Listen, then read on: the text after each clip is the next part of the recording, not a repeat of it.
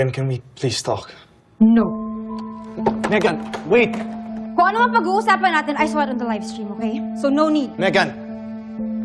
Just listen to me, okay? Nakonsensya lang ako. But I didn't bring you down. But you brought me down, JC. I felt betrayed.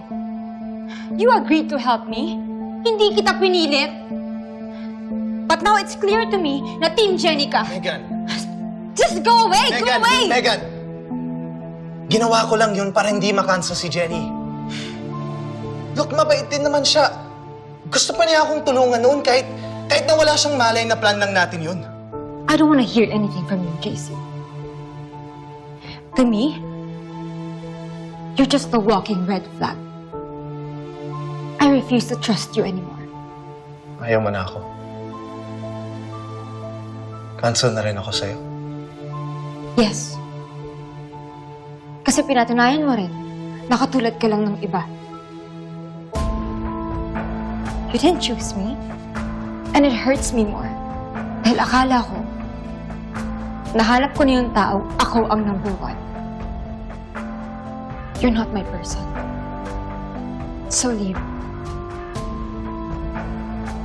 Please. Leave. Okay. Sorry.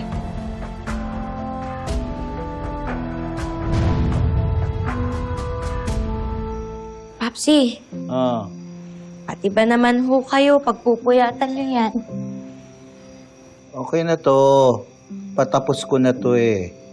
Konti na lang to, tapos ililigpit ko na. Ikaw ang dapat na magpahinga dahil may kanta ka pa bukas.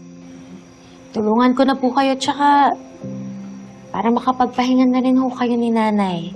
Okay na to. Ako na lang to. Ako na to. Tatapusin ko yun. Akin na.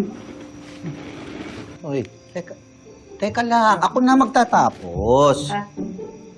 Ako na magtatapos. Hindi. Akin na, ako na. Ako. Ako.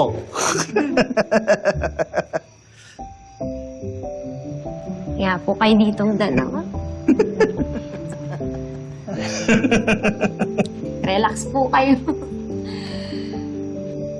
Salamat po, Nay, Papsi. Sa totoo lang po,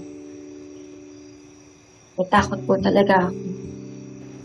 Paano po kung walang manood ng show, walang pumunta dun sa event? Sayang po lahat ng effort nyo. Anak. Patawarin mo ako. Lahat to dahil sa akin. Nahihirapan ka dahil sa nagawa ko na Melody. Ay, Pero anak, tibayan at lakasan mo ang loob mo para makapagsimula ka ulit. Huwag na huwag kang gumaya sa akin. Noon, natakot na lang ako, nagtago sa publiko. Hindi na lang lumaban.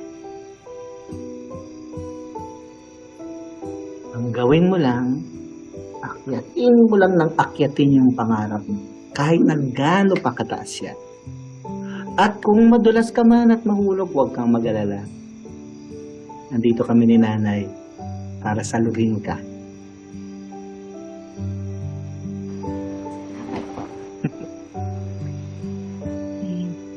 siguro nga po, mas mabuti na din na solo na lang po ako ngayon, di ba? Pag magkaka-album na ako, na magiging number 1 po yan, ha? Pangapangalanan ko po yan na Jenny Sikat. Sipin niyo po yun, lahat ng credits, lahat nung nandun sa dulo ng song na yun. Jenny Sikat. Astig po, di ba? Nakakatuwa po na dala ko po yung pangalan ng pamilya natin. Sikat. Nakaka-proud, anak. Hindi lang dahil dala mo ang pangalang Sikat.